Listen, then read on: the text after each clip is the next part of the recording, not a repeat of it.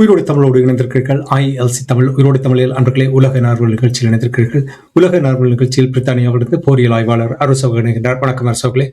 வணக்கம் ராஜானி. அனைத்துலக உயிரோடு தமிழ் உறவுகளுக்கு அன்பார்ந்த வணக்கம்.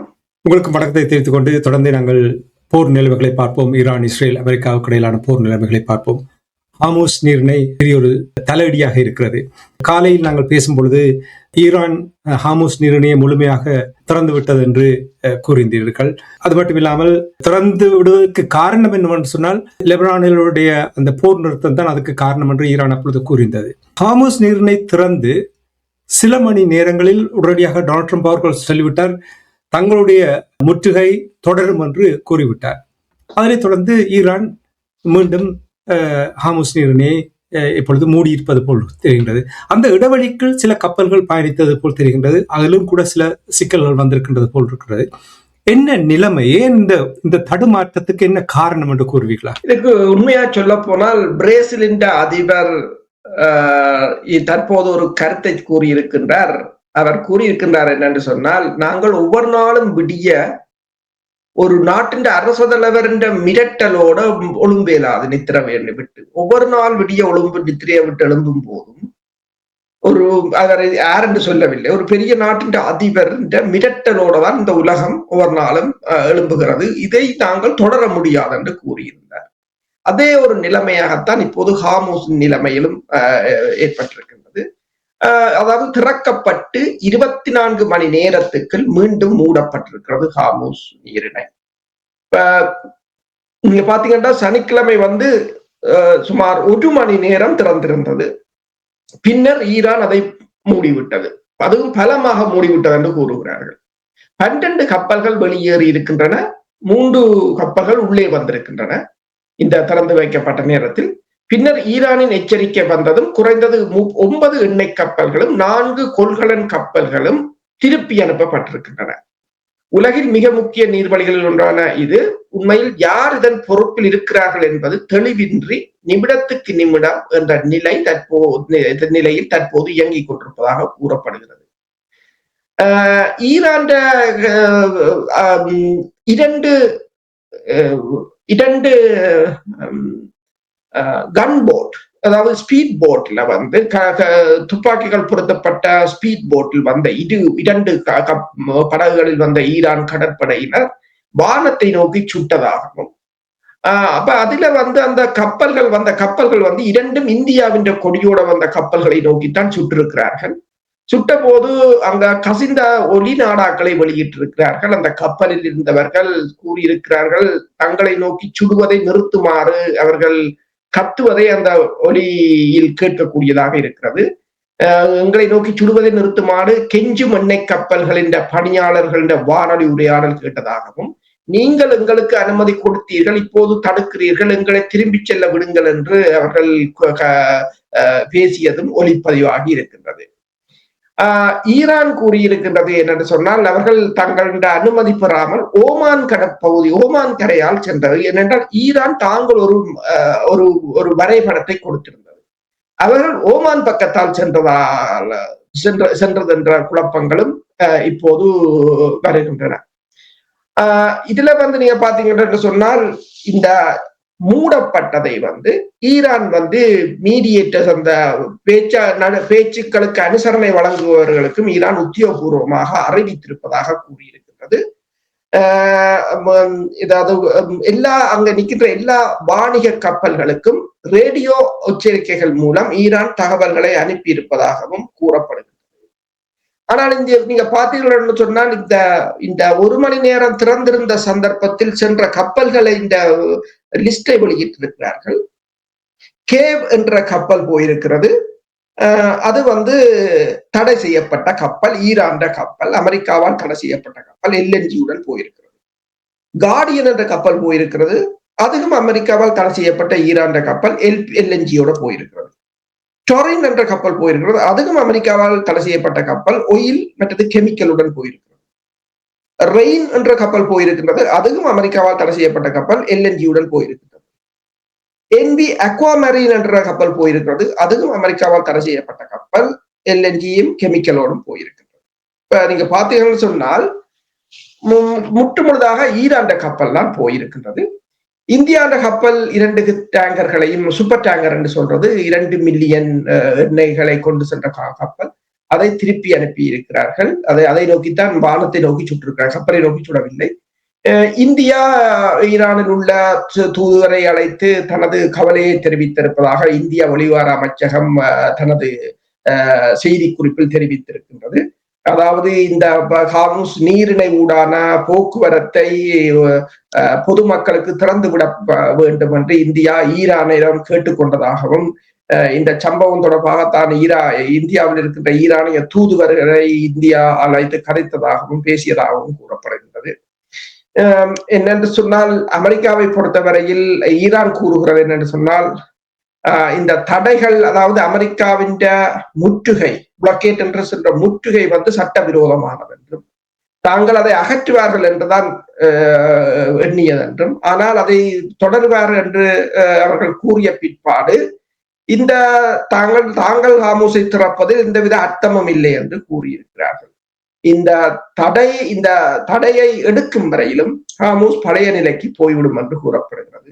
நாங்கள் இங்கே பல தடவைகள் கூறியிருக்கின்றோம், எண்ணெய் விலை அதை வைத்து பலர் வியாபாரம் செய்கிறார்களே தவிர உலகம் அதற்கான விலையை செலுத்தி கொண்டுதான் இருக்கின்றது. இப்போது மீண்டும் இது மூடப்பட்டது என்று செய்தி வந்திருக்கின்றது. இனி இதை திறப்பது, பேச்சுவார்த்தை நடத்துவது என்று இனி மிகப்பெரிய ஒரு சிக்கலாகத்தான் அடுத்த வாரமும் போகுமாக இருந்தால், அந்த போரை ஏதோ ஒரு வழியில் ஈரானை பொறுத்தவரையில் ஈரானுக்கு தற்போது இந்த போரை முடிப்பதற்கு தேவையில்லாததாகத்தான் இருக்கிறது. என்றால் போரை ஆரம்பித்தவர்கள் தான் அதற்குரிய முடிவுக்கான ஒரு வழியையும் கண்டுபிடிக்க வேண்டிய நிலையில் தான் இருக்கிறார்கள். அவர்கள் தொடர்ச்சியாக இந்த தாங்கள் பிளாக்கேட்டை வச்சிருப்போம், முற்றுகையை வச்சிருப்போம் என்று சொல்லும் போது ஈரானுக்கு அதை பற்றிய பிரச்சனை இல்லை. ஈரானால் சபை பண்ணவும் முடியும். என்று சொன்னால், இப்ப பாருங்கள், 1 மணித்தியாலத்துக்கு போன கப்பல் லிஸ்டை வாழ்த்து முழுக்க தடை செய்யப்பட்ட கப்பல் எண்ணெயை கொண்டு சீனாவுக்கும் அங்கேயும் போயிட்டுது. இனி அவங்களுக்கு தேவையில்லை, இனி மூடி போடுவாங்க. இப்ப மற்றது இப்ப 40 நாடுகள் சேர்ந்து கூட்டம் போட்டார்கள். அதுவும் ஒரு பிரச்சனை தான். இப்ப அவர்கள் கூட்டம் போட்டதுக்கு பிறகுதான் இந்தியாவும் அந்த கூட்டத்தில் கலந்து கொண்டிருந்தது. இந்தியாவுக்கு நேற்று அழைப்பு விடுக்கப்பட்டிருந்ததாக இந்திய வெளியுறவு செயலகம் அறிவித்தல் வெளியிட்டிருந்தது.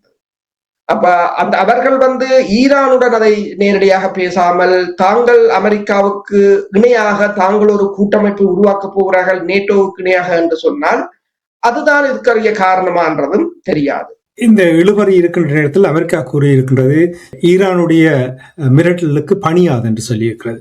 ஒன்று மட்டும் அமெரிக்காவுக்கு தெளிவாக தெரிகின்றது, இந்த நிலை, அதாவது ஈரானுடைய பலமான ஹார்முஸின் நிலை போர் ஆரம்பிப்பதற்கு முன்னதாக இருக்கவில்லை.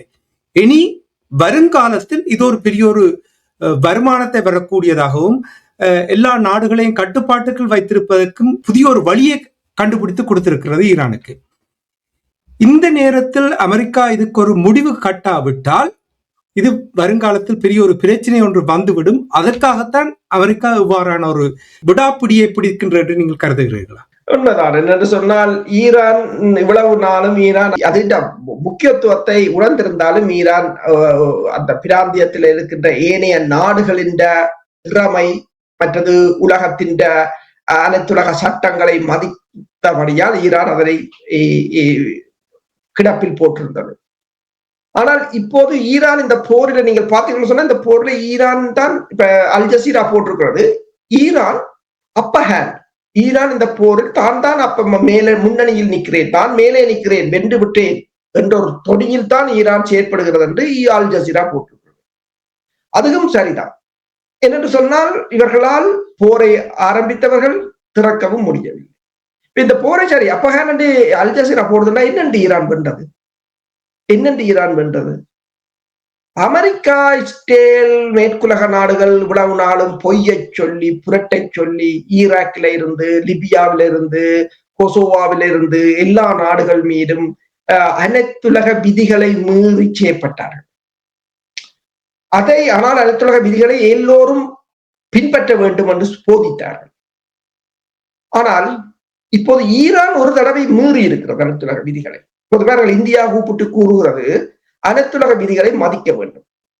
அதை நீங்கள் இஸ்ரேலுக்கும் அமெரிக்காவுக்கும் போதித்திருக்கலாம். இங்க வாங்கப்பா, நீங்கள் எல்லாரும் அனைத்துலக விதிகளை மதியும் கொண்டு சொல்லி இருந்தீங்கள் என்று சொன்னால் இப்ப இவ்வளவு சிக்கல் வந்துடாது. அப்ப ஈரான் என்னென்று ஈரான் அணுக்குண்டை வீசவில்லை.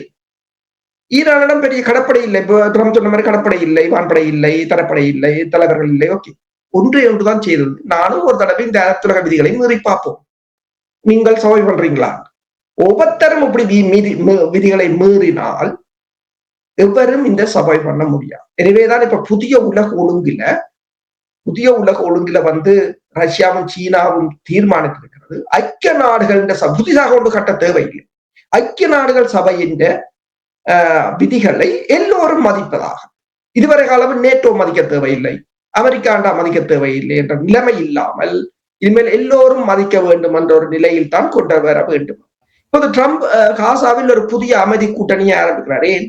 ஐநாவை குழப்ப யோசிக்கிறார், ஐநாவை இல்லாது செய்ய யோசிக்கிறார். ஏனென்று சொன்னால் உலகம் மாறி எல்லோரும் இந்த விதிகளை கடைப்பிடிக்க வேண்டி வந்தால் மேற்குலக நாடுகள் இதுவரை செய்த குற்றங்களுக்கான தண்டனைகளை அனுபவிக்க வேண்டி வரும். அதற்கு முதல் அந்த அமைப்பை கலைத்து விட்டால் பிரச்சனை முடிகிறது.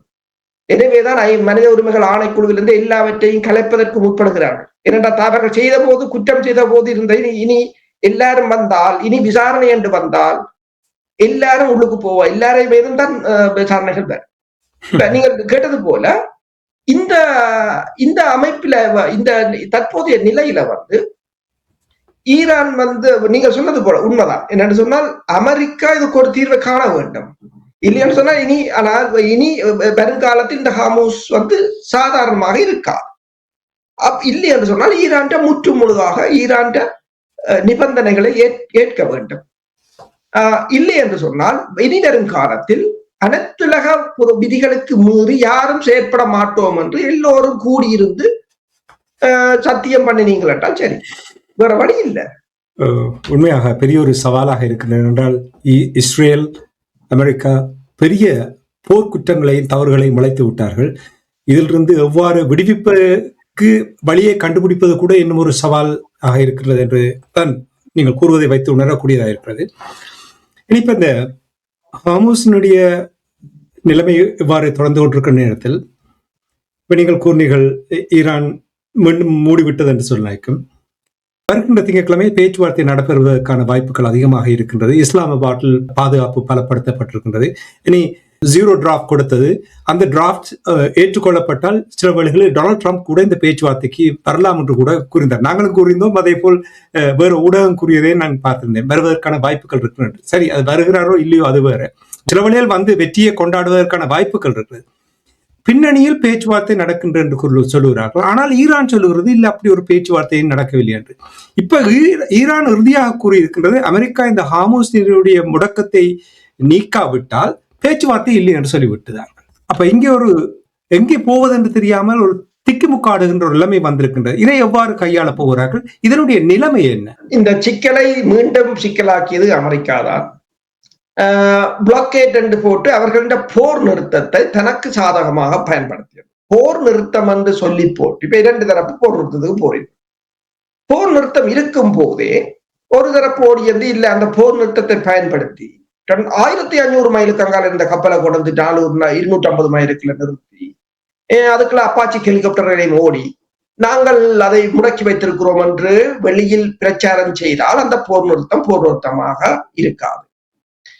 அமெரிக்காவை பொறுத்தவரை பல இடங்களில் விட்டுக் கொடுக்கிறார்கள். இப்ப அல் ஜசீரா போட்டிருக்கிறது இந்த என்னன்னு சொன்னால் இந்த லெபனான் இந்த போர் நிறுத்தம் தொடர்பாக அமெரிக்க அதிபர் வந்து நான் இஸ்ரேல் இனிமே ஒருபோதும் குண்டு வீசாது, நாங்கள் அவர்களை தடுத்து விட்டோம் என்று சொன்னது வந்து இஸ்ரேலின் முக கன்னத்தில் ஓங்கி அறைந்தது போல் இருக்கின்றது அமெரிக்காவால் என்றுதான் எல்லோரும் அதை பார்க்கிறார்கள்.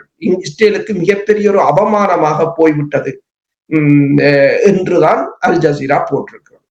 அப்ப அதையெல்லாம் செய்கிறீர்கள் என்று சொன்னா அவங்களுக்கு ஒரு விளங்குகிறது இந்த போரை தொடர முடியாத ஒரு நிலை. அப்ப எப்படியும் இந்த போரிலிருந்து வெளியேற வேண்டும். ஆனால் பிறகு இந்த முடக்கத்தை கொண்டு வந்தார்கள். அந்த முடக்கத்தால் பிரயோசனமும் இல்லை. இப்ப 9 நான் லிஸ்ட சொன்னேன், அவங்களோட கப்பல்லாம் போகுது, அவங்களோட கப்பல்லாம் வருது. அப்ப மேனிய நாடுகள் அதுக்கு துன்பத்தை அனுபவித்துக் கொண்டிருக்கிறது. இப்ப 40 நாடுகள் இங்க கூறினார்கள். அதை இங்கத்தே ஊடகம் டெலிகிராஃப் போட்டிருக்கிறது ஒரு சிம்போலிக், அது ஒரு சம்பிரதாய கூட்டம், அவ்வளவுதான். அவர்களால் இந்த ஆக்ஷனும் எடுக்க முடியாது. அது உண்மையும் தானே. இப்ப ஜெர்மன் அதிபர் கூட கூறியிருந்தார், அமெரிக்கா உங்களிடம் மிகப்பெரிய ஜெர்மன் பாதுகாப்பு அமைச்சர் கூறினார், உங்கள் அமெரிக்கா சூப்பர் பவர், உங்கள்ட்ட இருக்கிற கடற்படையை விட எங்கள்கிட்ட இல்லை, நீங்களே திறக்க முடியாத நாங்கள் வந்து என்ன பண்றது. அப்ப அதே போலதான் 40 பேர் சேர்ந்தார்கள். எல்லோரும் கேட்டார்கள், ஈரானிடம் கேட்டார்கள், 40 நாடுகள் சேர்ந்திருக்காங்க, இந்தியாவையும் சேர்த்திருக்காங்க, இந்தியாவிட்ட வான்படை இருக்கு, கடற்படை இருக்கு, எல்லாரும் வந்தால் ஈரான் சமாளிக்கும். அவர்கள் சொன்னார்கள், அமெரிக்காவையே சமாளிச்சாச்சு, உங்களை சமாளிக்கிறது பெரிய வேலை இல்லை என்று. அவர்களை பொறுத்தவரை அது ஏசிமெட்ரிக் வார்ஃபேர். நாங்கள் காலையில் கூட பேசியிருந்தோம். ஒரு மாதத்துக்கு 10,000 ட்ரோன்ஸ் செய்கிறார்கள். ஆனால் இந்த ஒரு மாத சண்டையில் அவர்கள் ஏவினது 5,900 தான். அப்போ செய்கிறத விடவே குறைவாகத்தான். 80,000 ட்ரோன் வந்து அவர்களோட போராட்டம், அந்த போர் ஆரம்பிப்பதற்கு முதல் இருந்ததாக புலனாய்வு தகவல். அவர்களுக்கு அதுதான் தொழிலாக இருக்கிறார் என்று அவர்களுக்கு சர்வைவல் தான். அவர்களை பொறுத்தவரையில் தப்பி பிழைத்தாலே அது ஒரு பெரிய வெற்றி என்றதுதான். ஆனால் உலக பொருளாதாரம் அதுக்கு ஈடு கொடுக்காது. அதாவது ரஷ்யா பொருளாதார தடைக்கில் இருந்தது, 4 வருடங்கள் இருக்கின்றது, அதுக்கு முதலும் இருந்தது. ஈரான் 40 வருஷம் இருந்தது, கியூபா 59 வருஷம் இருக்கின்றது. ஆனால் இந்த உலகம் அப்படி இருக்கப்பான்றதுதான் இப்ப இருக்கிற இந்த பரீட்சை. உங்களால் இருக்க முடியுமா அப்படி என்றதான் ஒரு பரீட்சை. என்ன செய்வதனால் இத்தனைக்கும் அமெரிக்கா தான் முழு பிரச்சனையும் காரணம். இதைத்தான் பிரேசில் அதிபர் நான் இப்ப இந்த நிகழ்ச்சி ஆரம்பிக்கும் போது கூறினேன். பிரேசில் அதிபர் ஒன்றுதான் கூறினேன், ஒவ்வொரு நாளும் விடிய ஏதாவது ஒரு மிரட்டலோட நாங்கள் நித்திரியை விட்டு ஒழும்பெயலாம். ஒரு அதிபர் இருந்து கொண்டு ஒவ்வொரு நாளும் விடிய ஒழும்பைக்கு ஏதாவது ஒரு மிரட்டல் இந்த பத்திரிகையில வந்திருக்கும். அப்ப இப்படி ஒவ்வொரு நாளும் இந்த நிலைமையை நாங்கள் ஏதாவது இந்த நிலைமையை மாற்றுவதற்கான ஏதாவது ஒரு வழியை கண்டுபிடிக்க வேண்டும் என்றதுக்கு இப்ப எல்லா உலகமும் யோசித்து இருக்கிறேன். இப்ப ஈரானுடனான சண்டை என்று சொன்னால், ஈரானை பணித்துறை ரீதியாக முடக்கலாம் என்று சொன்னால் அது இன்னும் நிலைமையே மோசமாகும். ஏற்கனவே நீங்கள் பாருங்கள், இப்போது கட்டார் அந்த LNG திருத்துவதற்கு 5 வருடம் எடுக்கும் என்று கூறுகிறார். 5 வருடம் மட்டும் அது பகுதியாகத்தான் இயங்கும். சரி, இனி இப்ப 40 நாடுகள் கடற்படையை கொண்டு போகிறார்கள் என்று வைப்போம். அவர்களிடம் ஆட்பலம் கூட இருக்கிறது என்று வைப்போம். இந்த வளைகுடா முழுக்க பத்தி எரிந்தா பிறகு கடற்படையா ஹோமோஸை துறக்கலாம். அதுக்கு பிறகு எண்ணெயை கொண்டு வர்றது என்ன, எண்ணெய் வயல் எல்லாம் எரிஞ்சா பிறகு ஹோமோஸை திறந்து கொண்டுதான் திறக்காம விட்டு கொண்டுதான். ஏன்னா முள்ளுல விழுந்த சீலை மாதிரி. இனி நீங்கள் கவனமாக எடுக்கணும். இல்லை என்று சொன்னால் சீலையை மறந்து போகணும். இல்லை என்று சொன்னால் அப்படியே முழுக்க கிழிஞ்சு போகணும் என்ற ஒரு நிலையாகத்தான் இருக்கின்றது. ஈரான் தாக்கு பிடிக்கும் என்று நம்புகிறீர்களா? இப்ப துறைமுகங்கள் மூடப்பட்டிருந்தால் ஈரானால் எவ்வளவு காலம் தாக்கு பிடிக்க முடியும்? ஈரானுக்கு இது ஒரு பெரிய பிரச்சனை இல்லை. ஈரான் இப்ப 15 நாடுகள் அண்டிய நாடுகள் இருக்கிறது. 15 நாடுகளும் தரை தொடர்பு இருக்கின்றது. சீனாவுடனே ரயில்வே தொடர்பு கூட இருக்கின்றது. ஈரான் கிட்டத்தட்ட ஜெர்மனியை விட, ஜெர்மன், பிரான்ஸ், UK அளவு நாடு. அதுன்ற மலை வளத்திலிருந்து வர தண்ணி வந்து அவர்களுடைய விவசாயத்துக்கே காணும் என்று சொல்கிறார்கள். உணவு உற்பத்தியில் அவர்கள் தான் பெருமளவில் இருக்கிறார்கள். இந்த சண்டை தொடங்க முதலே ரஷ்யா ஈரான்கிட்ட, இந்தியாட்ட இருந்து வாங்குற அரிசியை நிப்பாட்டிட்டு பாகிஸ்தான் இருந்து வாங்க வலிக்கிட்டார்கள். என்றால் அதை தரையால கொண்டு வரலாம் சொல்லி அவர்கள் ஏற்கனவே வாழ்ந்து பழகிட்டாங்க. இந்த 48 நாள் இன்டர்நெட் இல்லாம இருக்கிறாங்க. நாங்கள் இருப்போமோ, நான் 1 நாள் இருப்போமோ என்றால் இல்ல, 48வது நாள் 0. ஆனால் இருக்கிறார்கள். ஆனால் உலகத்துக்கு ஒரு 48 மணி நேரத்தை இந்த இன்டர்நெட்டை நிறுத்தி விட்டு பாருங்க. Total collapse. பைனான்சியல் செக்டர் எல்லாம் அதுக்குள்ளாலதான் போகிறது. இப்ப ஈரானை பொறுத்தவரையில் ஈரானை முடக்கிறன் என்று சொல்லி போட்டு இதே எல்லாரும் முடங்கி இருப்போம். சரி, ஈரானை 6 மாதம் முடக்கிறதுக்காக நாங்கள் 1 மாதம் முடங்கி இருப்போமா?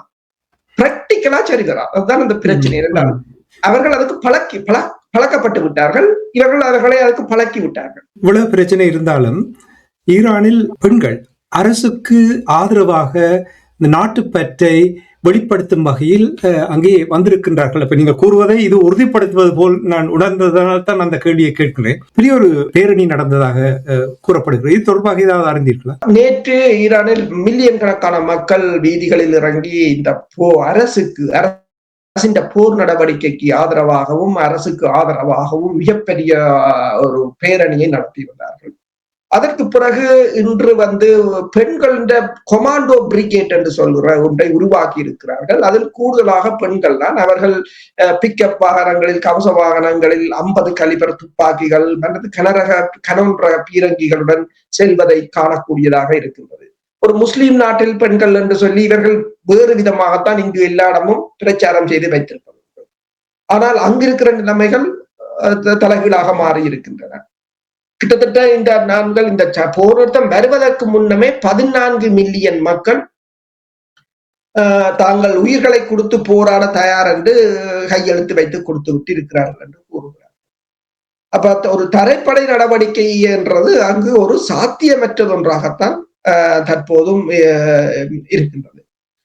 அப்ப இதே நிலையில் தொடர்ச்சியாக ஈரான் மக்கள் இந்த போருக்குள் தான் இருக்கிறார்கள். அவர்கள் தினமும் இந்த ஆயுதங்களை தயாரிப்பது, ஆயுதங்களை செய்வது, அதிலே தான் முழு கவனத்தையும் செலுத்திக் கொண்டிருக்கிறார்கள் என்றால் இந்த போரை இவர்கள் ஆரம்பித்திருக்கவே கூடாது என்றதைத்தான் பலரும் கூறுகிறார்கள். பல அவதானிகள், இப்ப நாங்கள் இதில் கூட பல தடவை கூறிவிட்டோம், இந்த போரை ஆரம்பித்திருக்க கூடாது. இந்த போரை ஆரம்பித்து தங்களுக்கு தாங்களே முடிவை தேடிக்கொண்டதாகத்தான் முடியும். இப்ப பாத்தீங்கன்னு சொன்னா, எந்த நெத்தனியாகு போய் அமெரிக்காவின் வெள்ள மாளிகையில் போய் ட்ரம்பை இந்த போருக்கு தள்ளி விழுத்தினாரோ, இப்போது அல் ஜசீரா போட்டிருக்கிறது அந்த நெத்தனியாவுக்கு ட்ரம்ப் ஓங்கி கன்னத்தில் அறைந்திருக்கிறார் என்று.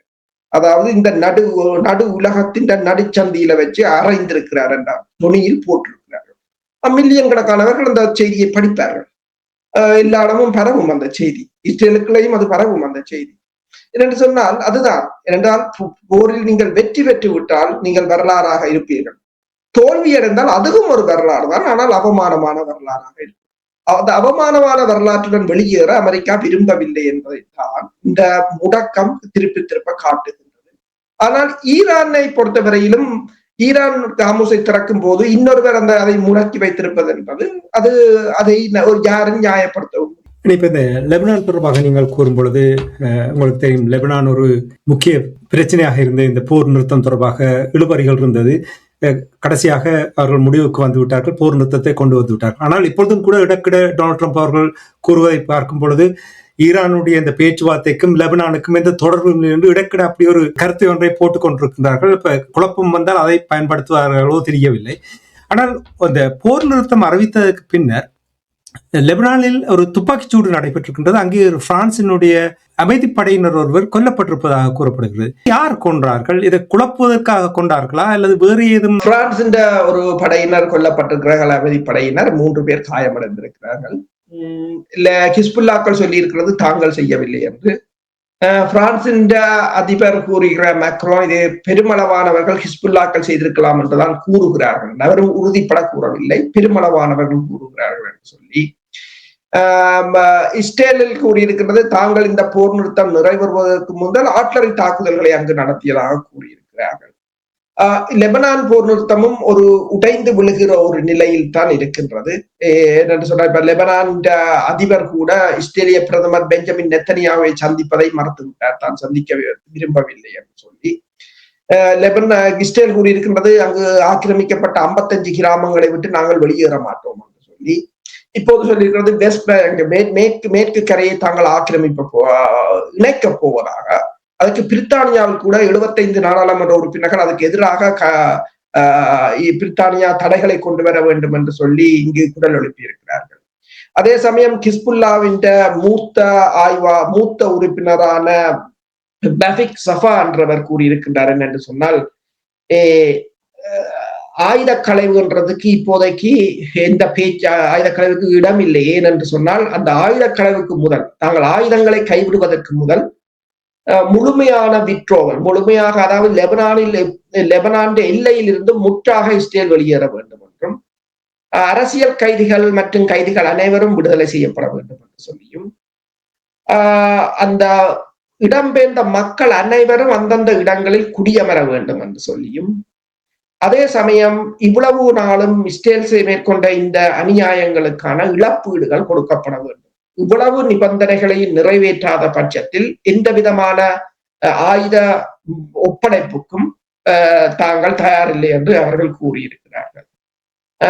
அண்மைய இந்த போர் நிறுத்தம் ஏற்படுவதற்கு முதல் கூட நீங்கள் ஃபெட்டா 360 ரக குறுந்தூர ஏவுகணைகளாக இருக்கலாம், ஃபைபர் ஒப்டிக்ஸ் ஆளில்லாத தாக்குதல் விமானங்களாக இருக்கலாம், பலவற்றை ஈரான் ஹிஸ்புல்லாக்கள் மிக நவீன ஆயுதங்களைத்தான் பயன்படுத்தி இருக்கிறார்கள்.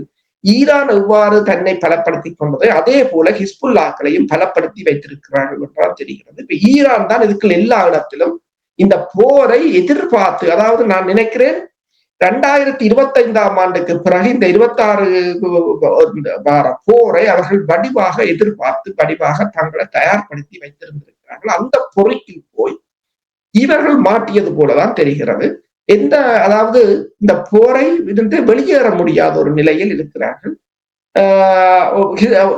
அந்த லெபனான் சைட்டாக இருந்தாலும் சரி, ஈரான் சைட்டாக இருந்தாலும் சரி. இந்த போர் நடந்து கொண்டிருக்கிற நேரத்தில் உங்களுக்கு தெரியும் கப்பலுடைய எல்லைகள் ஹார்முஸ் நீர்நிலையில் நடைபெறுகின்ற விடயங்களை நாங்கள் பார்த்திருக்கிறோம். சரக்கு விமானம் ஒன்று எமர்ஜென்சி செய்தி ஒன்றை அனுப்பியதாக தகவல் வந்திருக்கின்றது. இது தொடர்பாக ஏதாவது அறியக்கூடியதாக இருந்ததா? அமெரிக்காவின் குளோப் மாஸ்டர் C-17 என்றது மிகப்பெரிய விமானம். அது இந்த ஆயுதங்கள், சரக்கு விமானம் ஆயுதங்களை ஏற்றி செல்வதுண்டு. மற்றது உங்களுக்கு தெரியும் இந்த லிட்டில் பேர்ட் என்ற ஹெலிகாப்டர் கூட நார்மலாக நீங்கள் பார்த்தீங்கன்னா C-130 ஹெர்குலஸ் ரக விமானத்துக்கு 2 கொண்டு வரலாம். ஆனால் இந்த C-17 குளோப் மாஸ்டருக்கு 4 அல்லது 5 லிட்டில் பேர்ட் உலங்கு வானூர்திகளை அப்படியே கொண்டு வரலாம், பறக்கக்கூடிய நிலையில் கொண்டு வரலாம் என்ற அந்த அளவு பெரிய ஒரு விமானம். அது இன்று எகிப்துக்கு இந்த கடற்கரை பகுதியால் பறந்து கொண்டிருந்த சமயத்துல 7700 என்ற ஒரு அவசர சமிக்கையை அனுப்பியதாக கூறப்படுகிறது. இவ்வாறுதான் நேற்று உங்களுக்கு தெரியும் இந்த MQ-94 என்ற ட்ரிட்ரோன் என்ற இந்த ஆளில்லாத தாக்குதல் விமானமும் 7700 அனுப்பியிருந்தது. அதுக்கு பிறகு அது காணாமல் போய்விட்டது. அதே போலதான் இந்த டேங்கர் விமானங்கள் கூட அப்படி அனுப்பியிருந்தன. அது பல தரப்பட்டதாக இருக்கும். இயந்திர கோளாறாக இருக்கலாம், தாக்கப்பட்டதாக இருக்கலாம், அல்லது மெடிக்கல் எமர்ஜென்சியாக இருக்கலாம். எதுவாக இருந்தாலும் இப்போது அது அந்த விமானங்களை கண்காணிக்கின்ற நிறுவனத்தின் இணையதளத்தில் அதை அந்த விமானம் பறந்து கொண்டிருந்த உயரங்கள் அது இங்கிருந்து அனுப்பியது என்றதை போட்டிருக்கிறார்கள். அதே சமயம் அமெரிக்கா இப்போது கூறியிருக்கிறது, ஜப்பானில் இருக்கின்ற USS மிகுல் ஹெய்த் என்ற கன்னிவடிகளை அகற்றும் கப்பலை இப்போது ஜப்பானில் இருந்து இந்த மத்திய கிழக்குக்கு தாங்கள் கொண்டு வந்திருப்பதாக கூறப்படுகிறது. இப்ப ஹார்முஸ் நீரிணையில் கன்னிவடிகளை அகற்றுவது அது போன்ற நடவடிக்கைகளைத்தான் அமெரிக்கா அதற்கான ஆயுதங்களாகத்தான் இதனை பார்க்கப்படுகின்றது. போர் நிறுத்தம் முடிவடைந்தால் சில சமயம் அதே போல இந்த C-17 ரக விமானங்களும் தொடர்ச்சியாக உங்களுக்கு இந்த போர் நிறுத்த காலத்தில் கிட்டத்தட்ட 20 தடவைக்கு மேல் இந்த விமானங்கள் மத்திய கிழக்கு ஆயுதங்களை கொண்டு வந்து கொண்டிருந்தன. இதுவரையில் சேதமடைந்த இடங்களை புதுப்பிப்பதற்கும் இழக்கப்பட்ட இன்டர்செப்டர் ஏவுகணைகளை நிரப்புவதற்கும் இதை பறந்து கொண்டிருந்ததாக கூறப்பட்டிருந்தது. அதே நேரம் சீனாவின் விமானங்களும் ஈரானில் தரையிறங்கியதாக கூறப்பட்டிருந்தது.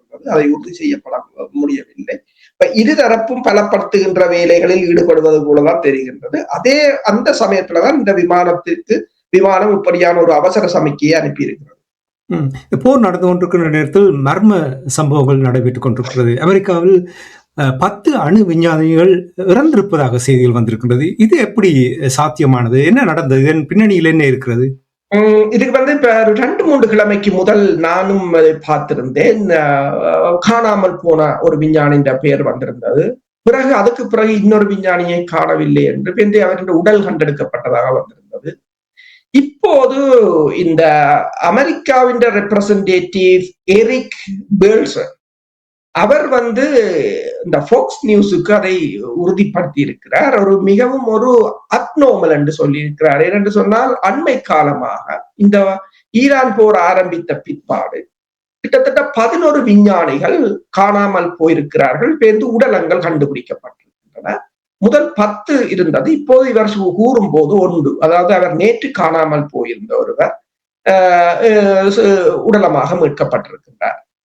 அவர்கள பின்புலத்தை பார்த்தால் அவர்கள் அனைவரும் நியூக்ளியர் சயின்டிஸ்ட், டிஃபென்ஸ் இந்த பாதுகாப்பு துறையின் விஞ்ஞானிகள், மற்றது UFOன்றது இந்த ஏலியன்ஸ் அது தொடர்பான விஞ்ஞானிகள் எல்லாம் இப்ப உங்களுக்கு தெரியும் கடந்த 15-20 வருடமாக ஈரான் 50 அணு விஞ்ஞானிகள் கொல்லப்பட்டார்கள். அதுவும் தெஹ்ரானுக்கு வச்சே கொல்லப்பட்டார், மொசாட்டினால் கொல்லப்பட்டார்கள். அதாவது அணுகுண்டுகளை தயாரிப்பதற்கு உதவியான விஞ்ஞானிகள். ஏன் 2025 ஆண்டு இடம்பெற்ற தாக்குதலின் போது கூட பெருமளவில் அணு விஞ்ஞானிகளை தான் குறிவைத்திருந்தார்கள் ஈரானில். இப்போது அது மாறி அமெரிக்காவில் இடம்பெறுகின்றது. அவர் கூறுகிறார், முதலில் இது கூட தங்களுக்கு ஒரு சாதாரணமாக 1 பேர் 2 பேர் இருந்தார். இப்ப தொடர்ச்சியாக 11வது மரணத்துக்கு பிறகுதான் தங்களுக்கு இது ஒரு அப்நார்மலாக இருக்கிறது என்று கூறியிருக்கின்றார்.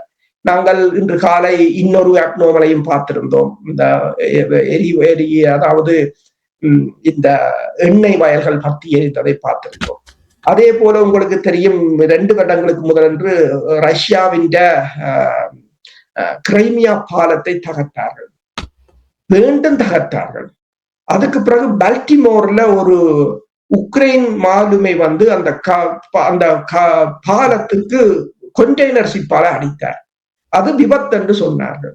அதற்கு பிறகு கிரைமியா பாலத்துல ஒருத்தரும் கை வைக்கிறேன், அதுக்கு பிறகு ஒருத்தரும் கை வைக்கிறேன். ஆனா அது விபத்தாயே இப்போதும் பதியப்பட்டு இருக்கிறது. அப்ப சில சந்தர்ப்பம் என்றால் இது சபாட்டேஜ் என்று சொல்றது, உள்ளுக்குள் ஊடுருவி ஆழ ஊடுருவும் படையினர் என்று சொல்றது, அப்படியான நடவடிக்கைகள் தான். இது புலனாய்வுத்துறை இதுகள்ட என்று சொல்றது ஒரு பின்புலம் வந்து மிகவும் ஒரு மர்மமானதான பின்புலமாகத்தான். நன்றி அரசர்களே. நிறைவாக இப்ப நாங்கள் காலையில் பேசும் பொழுது ரஷ்யா எவ்வாறு இந்த சூழலை காலத்தை தங்களுக்காக சாதகமாக பயன்படுத்துகின்ற விடயங்களை கூறும்பொழுது, இதே நேரத்தில் சீனா தொடர்பாகவும் சீனா அமைதியாக இருந்து சில விடயங்களை சாதித்துக் கொண்டிருக்கின்றதாக செய்தித்தாள் ஒரு கட்டுரை என்று எழுதியிருக்கின்றது. அது தொடர்பாக பிரித்தானியாவிலிருந்து வருகின்ற டெலிகிராப் ஒன்றை சொல்லி இருக்கிறது. சீனா அமைதியாக ஈரானை தனக்கு சாதகமாக பயன்படுத்திக் கொள்கிறது என்று அதை அந்த பத்தியை தொடர்கின்றது. அதாவது அவர்கள் கூறுகிறார்கள், ட்ரம்ப் பதற்றத்தை அதிகரிக்கும் போது பெய்ஜிங் இந்த குழப்பத்தை பயன்படுத்தி தனது உலகளாவிய நிலையை மறுவடிவமைத்துக் கொள்கிறது என்றும், ராஜதந்திர ரீதியாக அது தன்னை நிலையானதாகவும் கணிக்கக்கூடியதாகவும் காட்டிக் கொள்கிறது. அதே சமயம் அமெரிக்கா நிலையற்றதாக தெரிகிறது என்றும், அந்த ஒரு முரண்பாடே ஒரு பெரிய கதையாடல் வெற்றியாகும் என்றும், இராணுவ ரீதியாக உலகின் மிகவும் மேம்பட்ட இராணுவத்தை ஈரான் எதிர்கொள்வதை சீனா உன்னிப்பாக கவனிக்கிறது என்று சொல்லியும், அதன் ஒவ்வொரு நகர்வையும் பதிலையும் ஆய்வு செய்கிறது என்று சொல்லியும், பொருளாதார ரீதியாக உயர்ந்து வரும் எண்ணெய் விலைகள் பாதிப்பை ஏற்படுத்துகின்றன. ஆனால் அமெரிக்காவின் சக்தி பலவீனம், ஆனால் சீனா கையிருப்பில் இருக்கின்ற எண்ணெய்களை பாதுகாப்பதுடன் நீண்ட காலத்துக்கு அதை சிந்திப்பதுடன் பெருமளவான எண்ணெய்களை வாங்கி குவிக்கின்றது என்றும், இதன் உண்மையான நோக்கம் என்ன என்று சொல்லியும் அந்த பத்திரிகை கேட்டிருக்கிறது. அமெரிக்காவின் சக்தி பலவீனமடைய வேண்டும், ஆனால் அது மிக வேகமாக சரிந்துவிடக் கூடாது என்று சீனா விரும்புகிறது. அதாவது மெல்ல மெல்ல அமெரிக்காவை கீழ் பண்ண வேண்டும் என்று சீனா விரும்புகின்றது. அதிகப்படியான குழப்பம் அதன் சொந்த வளர்ச்சியை தாமதப்படுத்துகிறது. எனவே போர் நடந்து கொண்டிருக்கும் வேளையில் பெய்ஜிங் கற்றுக்கொண்டு தன்னை தகவமைத்துக் கொண்டு ஒரு மாற்றத்தை நிலைநிறுத்திக் கொள்கிறது என்று அந்த டெலிகிராப் கூறியிருக்கிறார். டெலிகிராப் கூறினத்துக்கு சான்றாக இப்போது சீனாவின் இண்டஸ்ட்ரியல் அவுட்புட் வந்து இந்த 2026 ஆண்டு முதல் காலாண்டு பகுதியில் 6.1% உயர்ந்திருக்கு. அதாவது சீனாவின் எக்கானமி ஸ்லோ டவுன் பண்ணுகிறது என்றுதானா இந்த ஆய்வுகள் முதல் தெரிவித்திருந்தன. சீனா எக்கனாமிக் ஸ்லோ டவுன் பண்ணுகிறது. ஆனால் இந்த தரவுகள் அதற்கு எதிர்மறையாக வந்திருக்கிறது. சீனாவின் கன்சியூமர் இண்டெக்ஸ் வந்து 2.4% உயர்ந்திருப்பதாகவும் கூறப்படுகிறது. இதுகளை பார்க்கும் போது இந்த டெலிகிராப் கூறுகின்ற அந்த ஆய்வும் வந்து உண்மையாகத்தான். நன்றி அரசுகளே. தொடர்ச்சியாக தகவல்களை திரட்டி உயிரோடை தமிழ் உறவுகளுக்கு எடுத்து வந்ததற்காக உயிரோடை தமிழ் அன்பர்கள் சார்பாக நன்றி கூறிக்கொண்டு மீண்டும் நாங்கள் இன்னும் ஒரு நிகழ்ச்சியில் இணைந்திருப்போம். அதுவரைக்கும் நன்றி, வணக்கம். நன்றி, வணக்கம்.